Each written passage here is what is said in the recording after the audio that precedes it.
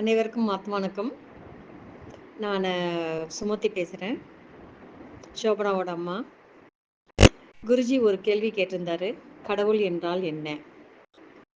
சினிமாலெலாம் நம்ம நிறைய வசனம் பார்த்துருப்போம், அந்த மனசு தான் சார் கடவுள் அப்படின்னு. இதை ஏன் நான் இங்கே சொல்கிறேன்னா, எல்லாருக்கும் நல்ல மனசு இருந்தால், நல்ல எண்ணம் இருந்தால் எல்லாமே நமக்கு நல்லது நடக்கும். எண்ணம் அழகானால் எல்லாம் அழகாகும், உள்ளம் அழகானால் உலகமே அழகாகும். இது ஒரு பழமொழி. இப்போ இந்த மனசு ஏன் நான் சொன்னேன் அப்படின்னு கேட்டால், இதுக்கு ஒரு எக்ஸாம்பிள் நம்ம குருஜி.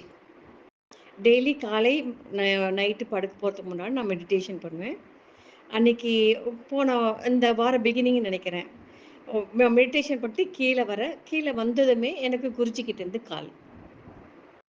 குருஜிக்கு எனக்கு கால் பண்ணணும்னு அவசியமே கிடையாது. ஆனால் அவர் கால் பண்ணி, அம்மா நீங்கள் மெடிடேஷன் பண்ணீங்க, ஆனால் உங்கள் மனசில் ஒரு சின்ன பாரம் இருக்குதுன்னு கேள்விப்பட்டேன். ஆமாங்க, இப்போ கொஞ்சம் அது நீங்கிடுச்சு அப்படின்னு. நீங்கள் ரொம்ப உயர்ந்த நிலையில் இருக்கீங்க. நீங்கள் பாரத்தோடு இறங்குனீங்கன்னா உங்களால் மேலே மேலே போக முடியாது. உயர்ந்த நிலையில் இருக்கிறவங்க மறுபடியும் மேலே தான் போகணும், கீழே வரக்கூடாது. அதனால் அதை எண்ணி இது பண்ணுங்கள். உங்களால் மற்றவங்க பயனடையணும். உங்கள் மனசு எப்பொழுதுமே பாரமாக வச்சுக்காதீங்க. மன்னிச்சு விட்டுருங்கன்னு சொன்னார். அதை மறப்போம், மன்னிப்போம். இந்த வாசகெல்லாம் யாருக்கு சார் வரும் இந்த மனசு?